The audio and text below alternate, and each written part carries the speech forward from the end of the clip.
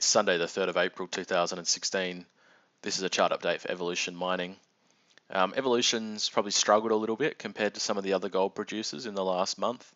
After they all had that good run up in February, Evolution's down sort of 25 to 30% since then, since the high. I think that might be a little bit overdone.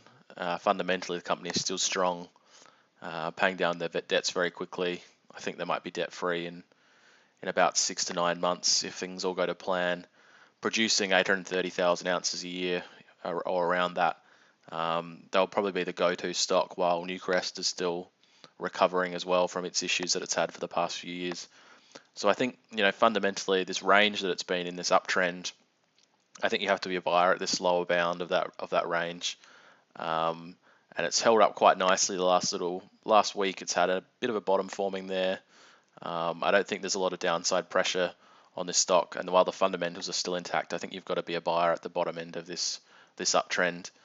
It did test, when you look at the historic chart, that was the all-time high it was testing when it got to 215-ish.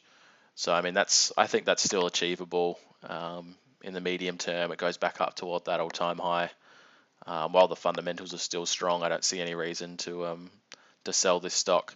And I've transferred a few of my sort of Northern Star shares into Evolution instead, because I think it's probably better valued at this point.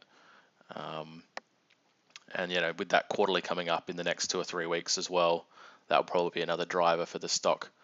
But I think I don't see any major issues at the company. I think you still got to be a buyer at these levels.